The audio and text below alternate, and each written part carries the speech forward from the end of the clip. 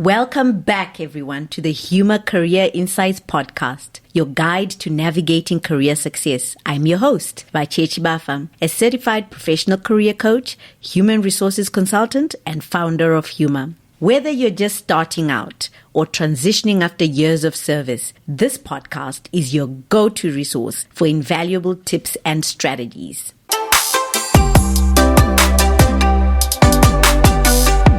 In this series, we are tapping into the power of storytelling. Join us as we meet some incredible people whom I have had the privilege to meet in this life journey. Some I have known for a lifetime, and some I have just met. But all of them have stories that I know will inspire you as well. So, let's get inspired.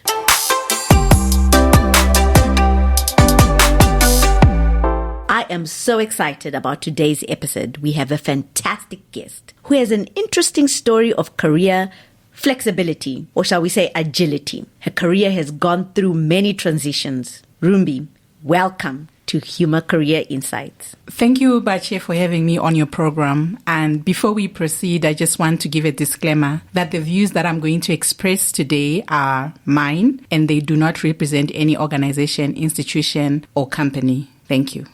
Great. Now that we've gotten that little minor out of the way, can you share with us what you do? So I'm a business director for a medical diagnostics firm. My job really looks after sales, partnership with our funders, stroke donors, relationships with our local governments, and also development partners. So it's basically developing the company business. Okay, thank you. Now, when I look at your CV, Rumbi, I see a lot of different moves, starting with data analysis and then vaccines, and then I see a bit of geomapping, and now you're in marketing. How did you get here? So let me start really from maybe what I really wanted to do and how I ended up where I am right now. So growing up, I really wanted to be a medical doctor. It was something that amongst the few professions that I knew was one of the top professions. I knew that you could either be a medical doctor, an engineer, a pilot, or a lawyer. So amongst those few choices that I knew growing up, I wanted to be a medical doctor. And that's what I really was working towards. So after my A-level results, my results couldn't cut the mark to me getting a place at the medical school to study medicine. So I ended up taking medical laboratory sciences, which is an equivalent of biomedical sciences in other countries. That was the only choice that was available for me. So I took it, but I was really devastated. I was demotivated. I didn't like the program in the beginning because that's not what I wanted to do. I grew up wanting to be a doctor and my dream had just been snatched away from me.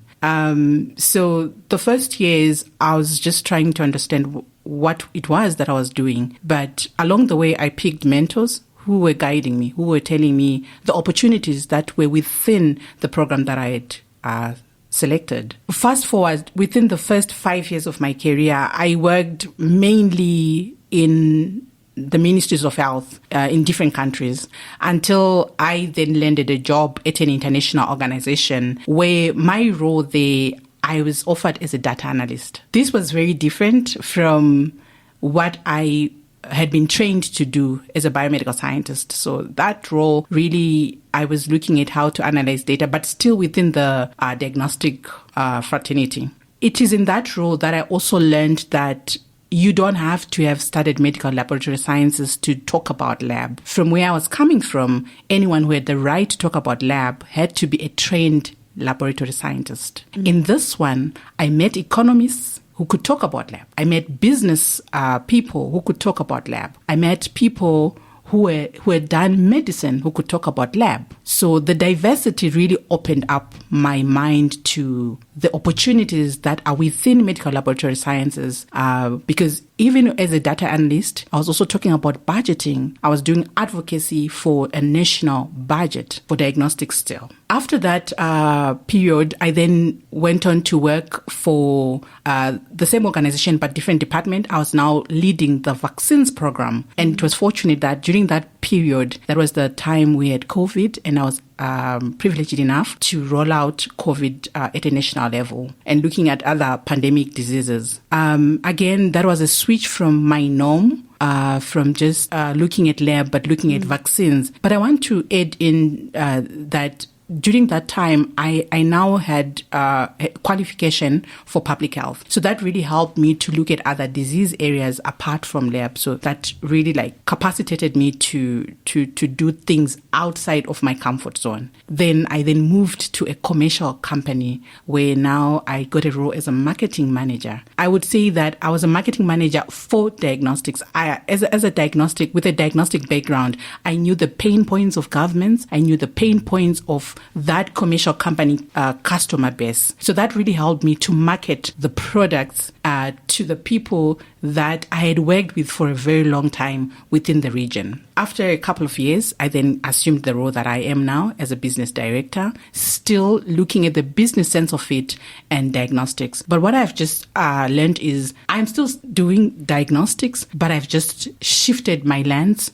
to the business side of it. So it's basically using the same sort of skills, the same sort of competencies in all these different roles that you've been in. Mm-hmm. When you were talking, Rumbi, there were a lot of themes that I could see in my own career. Mm-hmm. The first one being that first pivot when I was growing up, the question was, what do you want to be when you grow up? And for me, for people who have listened to my earlier podcast, I've talked about how I always wanted to be an accountant. And the same sort of thing, I couldn't be an accountant because of the advanced level results that did not quite meet the cut. Now, can you share with us, there might be someone out there going through the same thing. What tips, how did you navigate that period in your life to allow you to accept the changes and to see that this is an opportunity, not so much a loss, but a gain? So I would really say that in our life, career life, we need mentors. Unfortunately, in our region, we do not really have mentors per se. We try to have it the hard way, or the mentors that are there, maybe they don't realize the role that they need to play in mentoring us. I would say that when I was doing my first degree, I didn't know about mentorship, but in some way, because I was frustrated because of what I was seeing, I started looking for mentors. I wasn't doing that actively, but I just was looking for people who were doing it differently and who were successful in the profession. Mm-hmm. So that way, it made me see other people whom I would talk to and seek advice. And I would say, I have two great mentors who really directed my career path to where I am right now. I would ask about how they managed to be in the role that they are, what qualifications were needed, how were they doing, and what did I need to do to be able to be where they are. And they would give me tips. And it wasn't a structured mentorship. It was just me and my willingness to learn more. So that would be the first one on mentorship. We need mentors. Secondly, I would say I was just someone who I'm eager to gain more. I would describe myself maybe as a go-getter. I don't know if it is it's humble enough to call yourself that, but I believe there is much more that I can do. So normally I just ask. I keep on asking and researching and getting education or getting capacitated in the field that I believe I can become better. So I would say those are some of the tips that I would give to someone to say, get a mentor. It's important. Secondly, if you're interested in something, learn more about it. Our education system is, we are trained to be flexible in the different disciplines that we are.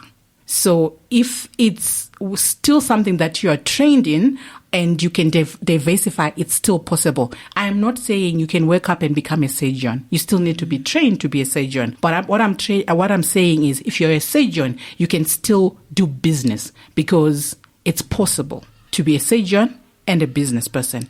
If you are willing to learn more and to get education around a business, it's quite possible. Thank you for that, Rumbi. I just want to pick up or draw on a couple of things that you mentioned, and one of them being the power of mentorship. Mm-hmm. That's strongly also the power of storytelling. And in that, you can watch a mentor from a distance. Sometimes it's difficult in our cultures to particularly find someone, or maybe that person is in a different world altogether, for you to say, please, can you be my mentor? How do you feel about virtual mentorship? Is that a possibility? I think it is. The world has become one global village, so it's very possible to get a virtual mentor. And I would say that my mentors, when I started looking at them, they were not even aware, and I still don't think they were aware they were my mentors, because I would see their lifestyle. I would see the way they handle themselves, the way they would move from one career to another, and it just got me interested. So I found my way to get closer to them, to ask them questions, to get interested in volunteering in whatever they were doing. That way I could learn. But it was not a formal mentorship like what I have mentioned. So that was the time. Now, because the world has really advanced, getting a virtual mentor is still very possible, because what I see is that most people struggle a lot over things that could take them a very short space of time if there's someone guiding them. So guidance doesn't necessarily mean that you have to be working next to someone. In some cases, yes, but sometimes you can still virtually connect, get the guidance, and still progress very well within your career. You know, that virtual mentorship is something that I feel is really important, because a number of people that I've spoken to have talked about wanting a mentor, and there are no mentors out there, particularly women mentors, women in leadership to mentor upcoming women. And that is something I wanted to pick up from your comments. You talked about humility. You said, is that humble enough? Do you feel that as women leaders, we tend to want to be humble? So speaking about humility, I wouldn't say that it's a women issue, but more of a human issue. We see that once people get senior positions or a higher level, they tend to change, and sometimes humility is lost, sometimes it remains. It just depends with the person. But I would say that in these positions, as a woman, myself personally, I wouldn't really say humility is one of the only challenge. I would say that as a Black woman and also working in an international organization, I have to work twice as hard to prove myself. And also when I walk into the room and I present myself as a woman leader, a Black woman leader, sometimes you see faces drop because of disappointment until I speak and I reassure people that they are in safe hands. But all in that, I wouldn't blame the world for this kind of reaction. I think it's still a male-dominated world, although we are seeing change as we see more and more women assuming senior roles. We are also seeing in other countries women taking in roles of presidents and all that. So things are improving, but still as a woman leader, a Black woman leader in an international organization, the challenges are there. And you have to work harder than your male counterparts or other races. Do we need more women mentors? Definitely yes. I see the girl child struggling to find their way. And I think that the world sort of like rubber stamps that women are not nice to other women. I still feel it's not entirely true. Some of the women who have actually carried me through my career, some of the people who have actually carried me through my career are women. The first person to point me towards my first role in a non-governmental organization was a woman. The person who recommended me to be in my role is a woman. I think women, we still carry each other on our backs, let alone a few that have made people think that women do not support each other. But I think we need a structured way or intentionality on being a mentor to other women. I don't think that education is the only thing that can propel someone to a higher level. I think if we hold each other's hands, train each other, in areas that we are good at, we will see more and more leaders. Let me not beat that horse to its death, because I feel that is something we can talk about for a very long time. But I want to talk a little bit about the highlights of your career. what would you say has been the highlight of your career? I would say the highlight of my career has been so far moving from being on the bench, as we describe it in the lab, to doing the business side of the lab. This is something that I've never thought I would do, to talk about budgets, to talk about revenues, to talk about growth. This is something that was beyond my imagination as I was on the bench in the lab. On the bench in the lab, my focus was churning out results to patients, and that was all. When I look at it now, I look at the whole spectrum of diagnostics. I look at technology, I look at advances in diagnostics, I look at research, I look at bringing access to the last mile, that is the person in the village. I look at how my grandmother in that small village can have molecular diagnostics. For me, this has been a key highlight because I've grown from just my myopic view to a more broader view of things, and even estimating the changes in the diagnostics fraternity over the next 10 years.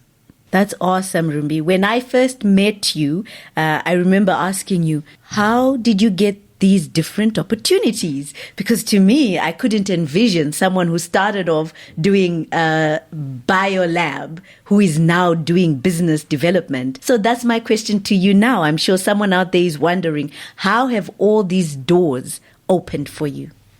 I would say one of the things that I would mention is probably networking.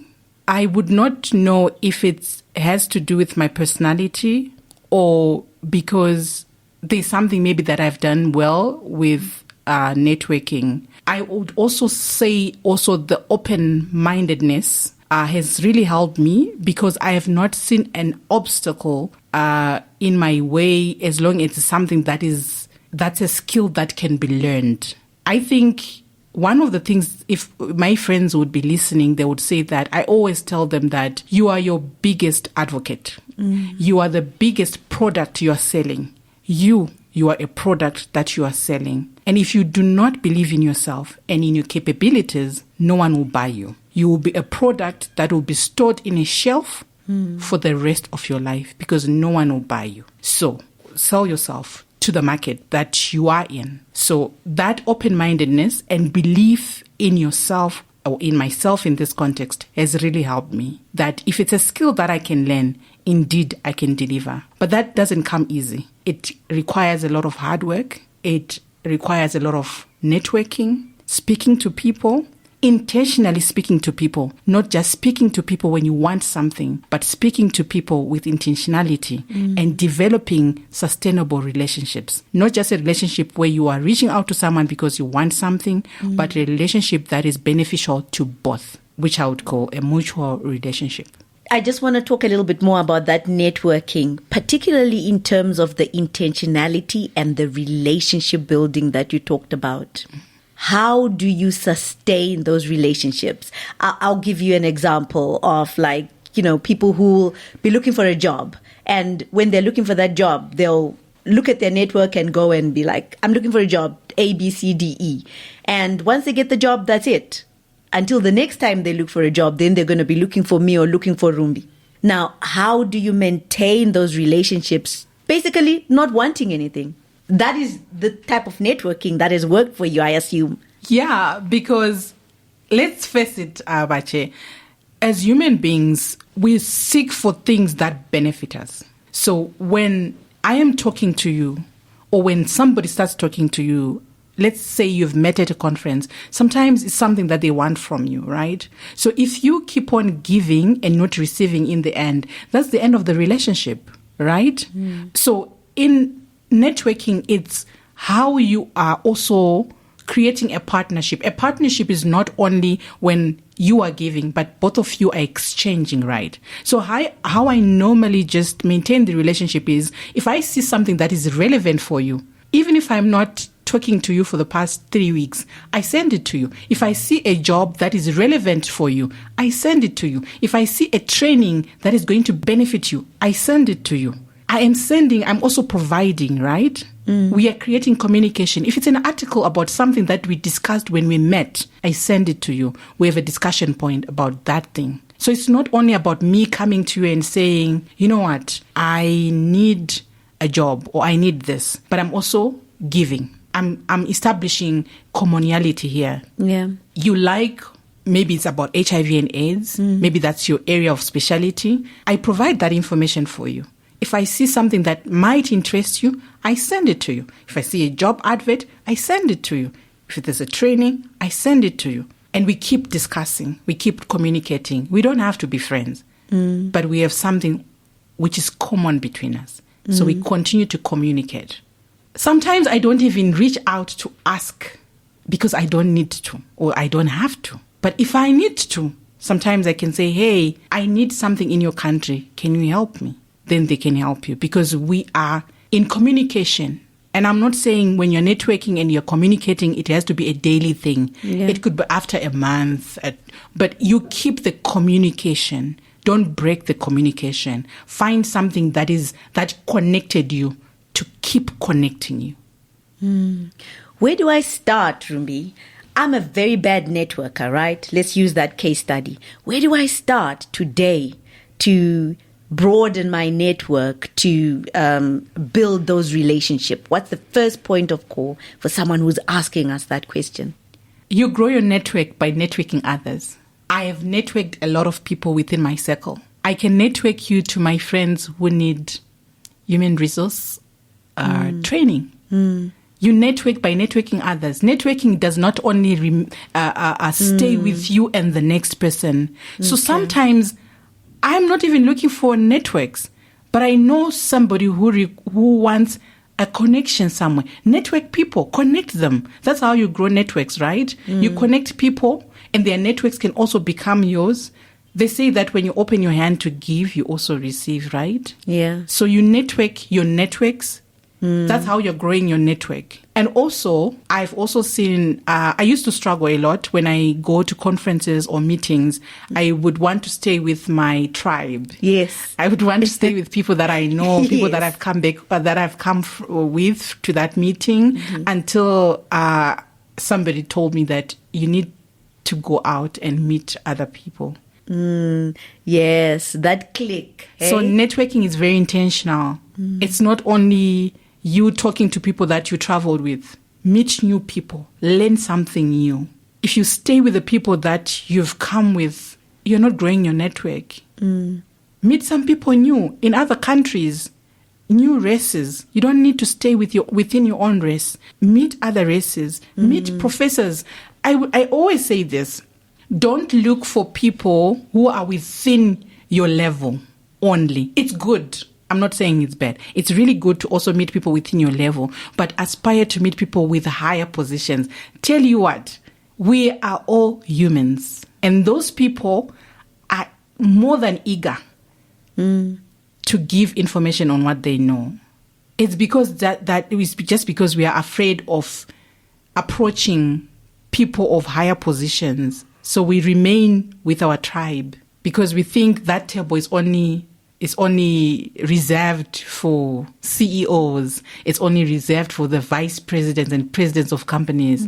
Find your way there. But when you go there, do your research. Don't go there empty. Go there with information that you can provide, something which is relevant. Do you know that there are people who actually research on who's attending such meetings? They go into details on what do these people like, so that when you're doing a conversation with the person, you know exactly what to talk about.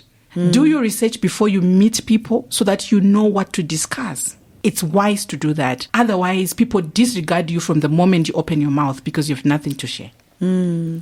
Intentionality, relationship building, giving, being curious. Being curious and researching about the people that you want to meet. Thank you, Rumbi. Okay, let's pivot a little bit and talk about your experience working under different bosses. You've held so many positions, so many different organizations, and I mean, we all know that in organizations, your boss can be pivotal in your career trajectory. Can you tell us a little bit about that? Yeah, sure. So I would say that I think my very first job, I was very spoiled. I had a very good boss, and I kind of like made him a standard. But as I progressed, again, maybe after a couple of years, I would say I was immature because I didn't really know how to respond if, for example, if you're working with a challenging boss. So my response, looking in hindsight, I would say that there are so many things that I picked from the way I responded in the situation. And if I was given an opportunity, I could have responded differently. And as much as the work relationship was not the best and the environment was not conducive for me at the time, I would have responded with much wisdom that I have now regarding on working with your boss. But I would say that in my relationship with that boss that I call challenging, they really made me want to grow outside of my comfort zone. Mm-hmm. And I'm grateful for that because had it not been for them, I wouldn't have gone into vaccines. Mm. But something in me told me that I could do it if I put time.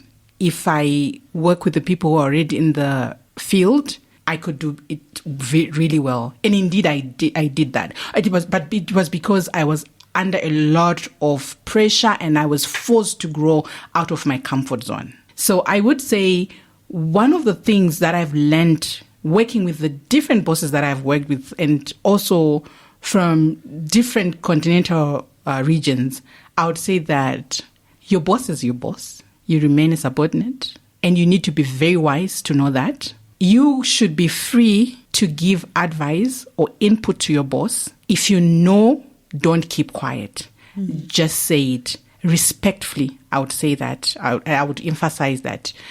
Make your point. Don't keep quiet. Make your point very respectful. But it is up to your boss to take your point or not. And if they don't, remember, they are your boss. And they remain your boss.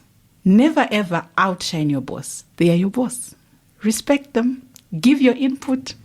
If they are a good boss, if they don't take your input, if they reflect, they will still remember the point you gave them, but they still didn't take it. And they will own the mistake, their own mistake. Mm. So that's what I've learned in my years of changing different bosses. Bosses are bosses. They remain your boss. You remain a subordinate. Give input. Don't shy away from giving input. Always speak your input, but in a respectful way. And if they don't take it, it is okay. Mm. What kind of boss are you? What kind of leader are you, if I were to ask anyone who reports to you?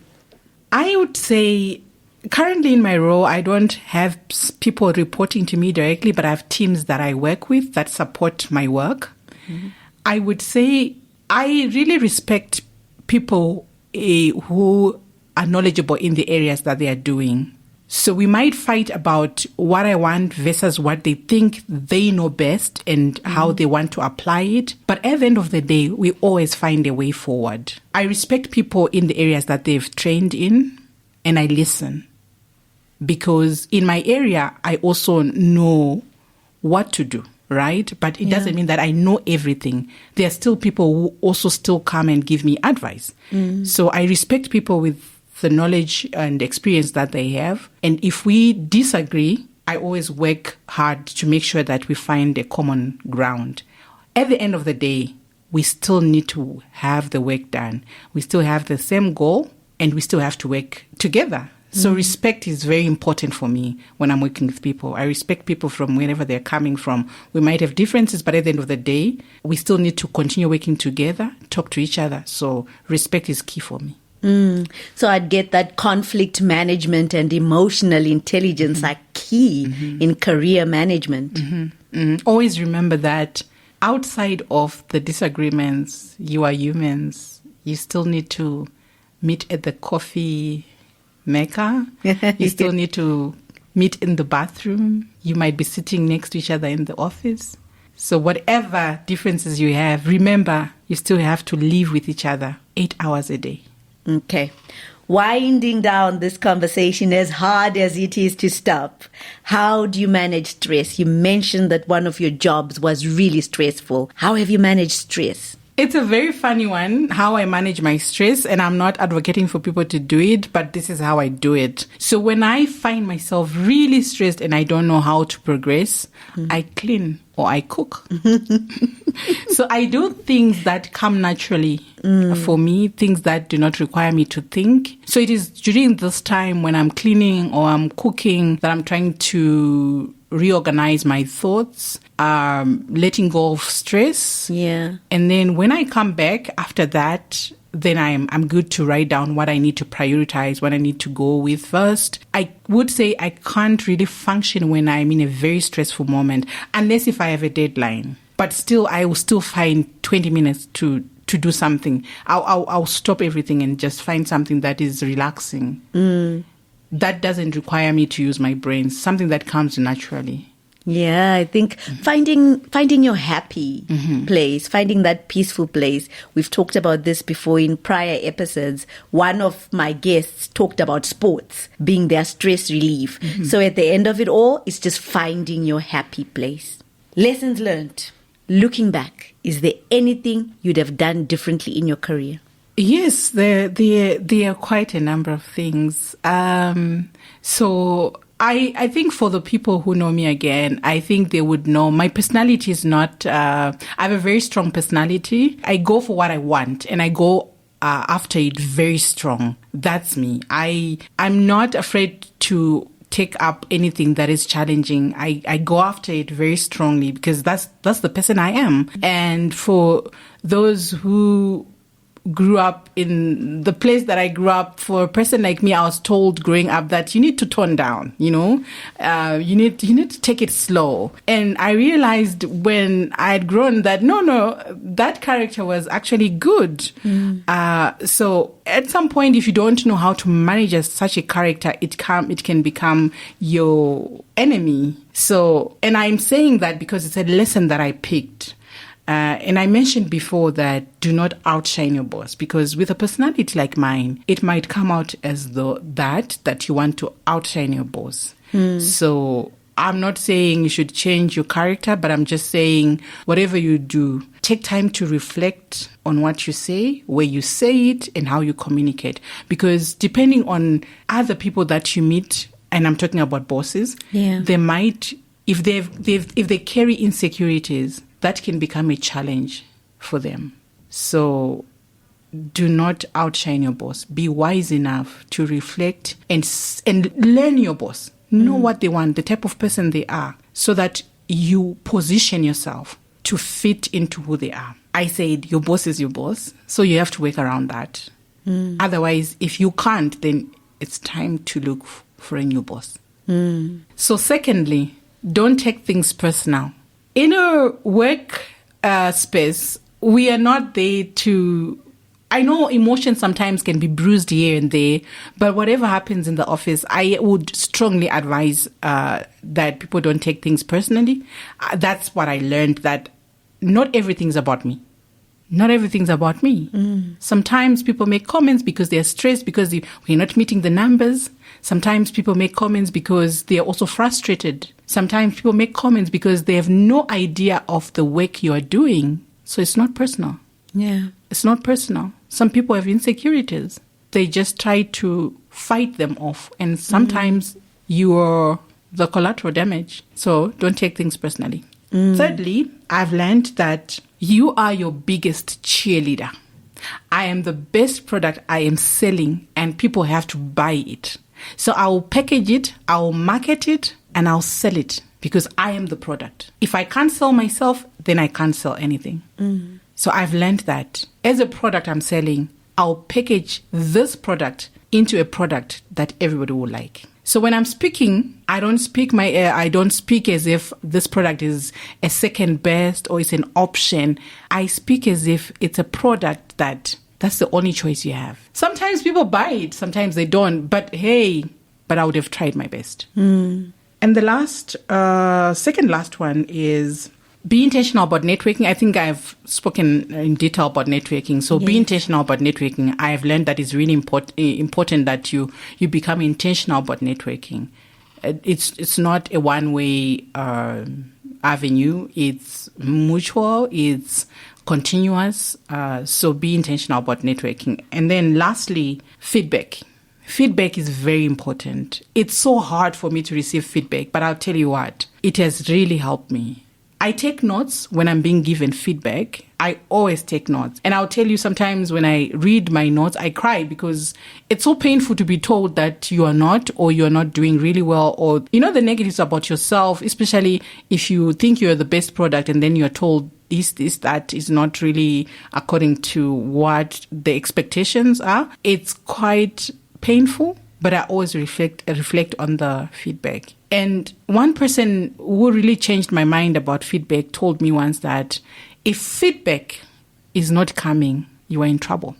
Because feedback is always given. Unfortunately, it might be going somewhere else. And if it's going somewhere else, you have no opportunity to improve anything. And if it's already going somewhere else, there might be plans to let you go. So feedback is important because you're given a second chance to work on you. So I would encourage everyone, according to what I've learned, feedback, get it. Ask for it if it's not coming. It's important that you have it because it's a chance for you to be better. Yeah. And again, don't take feedback personal. It's just feedback and it's good for you. So many nuggets, Rumbi. Dear listener, be who you are. The world will adapt. Thank you once again for joining us today. And we have so much that we did not touch on, so many conversations that I would like us to talk about some more. Hopefully we'll have you again another time. The door is always open, Vache, and I'm looking forward to also working with you because there's so many areas that I still need mentorship from an HR guru like you. So, yes, I look forward to working with you. It's been a pleasure talking to you. You make everything seem so easy. Thank you, Bache. Thank you, Rumbi, and thank you to our listeners for joining us today. Today, I've had an incredibly inspiring guest, Rumbi, and to our listeners, this series of the Humor Career Insights podcast is focusing on the power of storytelling, on incredible leaders who can share their experiences with us. Until next time, stay inspired.